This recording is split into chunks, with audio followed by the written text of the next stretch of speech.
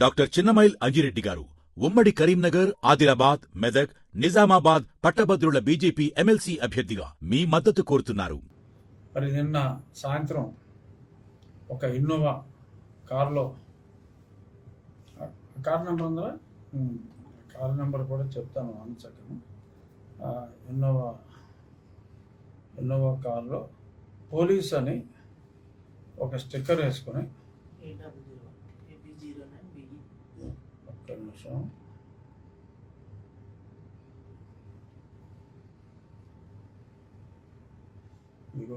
మీరు కొంచెం ఫోకస్ చేయగలిగితే పోలీస్ అని ఉంది పైన,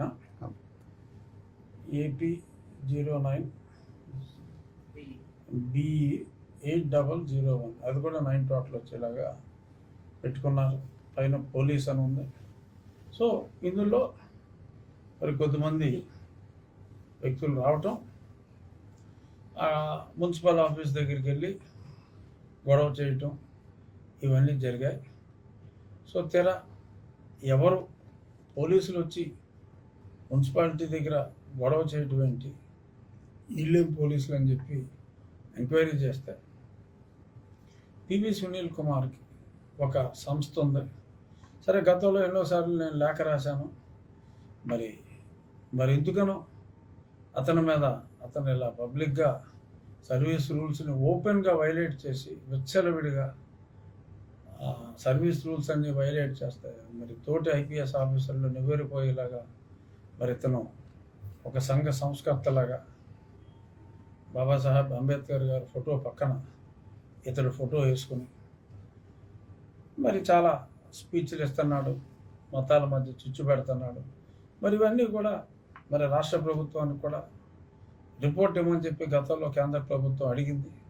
ఆనాటి ప్రభుత్వంలో రిపోర్ట్ వెళ్ళాలా, ప్రభుత్వం మారినా రిపోర్ట్ అయితే ఇంకా వెళ్ళినట్టుగా నాకైతే తెలీదు, వెళ్ళలేదని నేను అనుకుంటున్నా. పంపించాలని కూడా నేను అభ్యర్థించాను.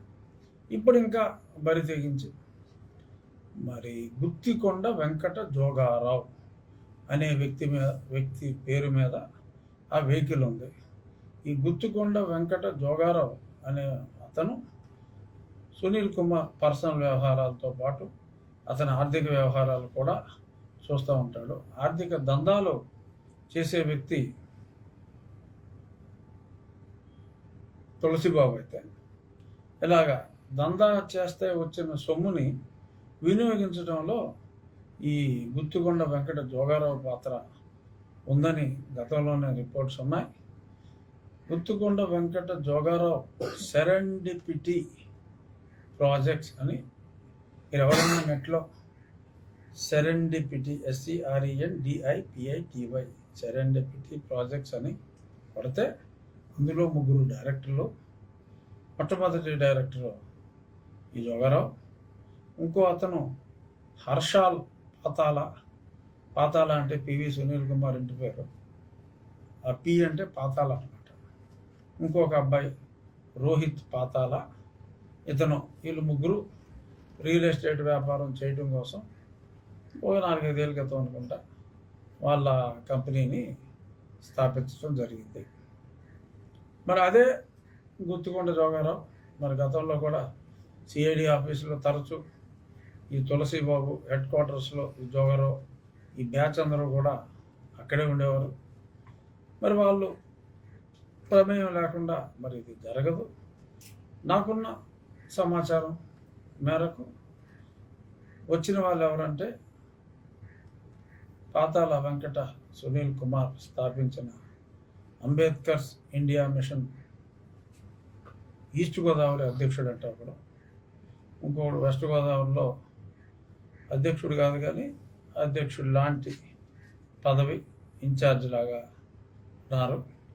వీళ్ళకి మరి గతంలో సునీల్ కుమార్ విఆర్లో ఉన్నాడు. విఆర్లో ఉన్నా మరి పర్సనల్ స్టాఫ్ ఉండడానికి లేదు. మరి గతంలో పివి సునీల్ కుమార్ దగ్గర సీసీగా పనిచేసిన వ్యక్తి వీళ్ళకి ఫోన్ చేసి మా సునీల్ కుమార్ గారి సీసీ గారు ఫోన్ చేసి అక్కడికి వెళ్ళి గొడవ చేయమని చెప్తే మేము ఈ కారు వేసుకొచ్చి ఇక్కడ గొడవ చేయడానికి వచ్చామని వాళ్ళే చెప్పినట్టుగా నేను తెలుసుకున్నాను. సో ఇది ఖచ్చితంగా పివి సునీల్ కుమార్ పని. ఇంత విచ్చలవిడిగా మరి పోలీస్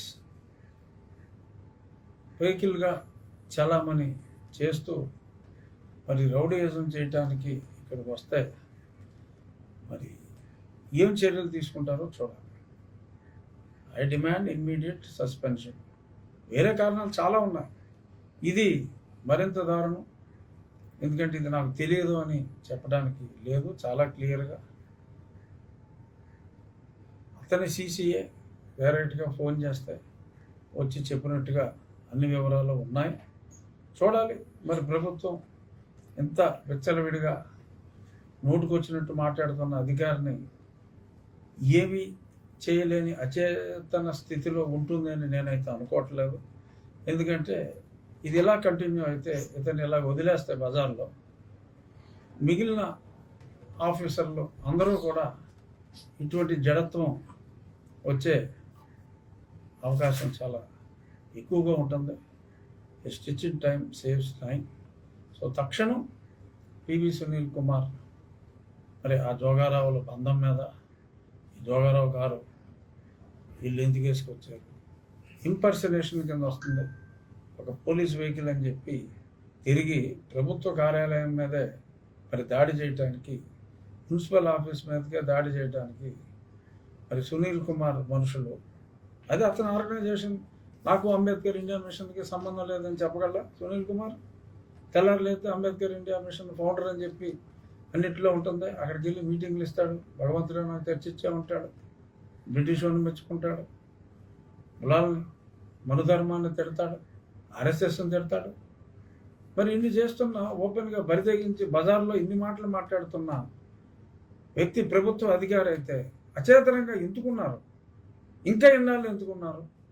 ఇప్పుడు మరి శిశుపాలుడు వందో తప్పులాగా మరి బరితెగించి అతని వ్యక్తులు, అతని కొడుకు భాగస్వామిగా ఉన్న వ్యక్తి పేరు మీద ఉన్న కారులో మరి అతను బొమ్మ వేసుకుని అతని ఆర్గనైజేషన్కి సంబంధించిన అతని జిల్లా ఇన్ఛార్జీలు వచ్చి ప్రభుత్వ కార్యాలయం మీద కూడా దాడి చేస్తే, ఇంకా గుడ్లు అప్పగించుకుని ఎవరైనా చూస్తే ప్రజలు క్షమిస్తారని నేను అనుకోవట్లేదు.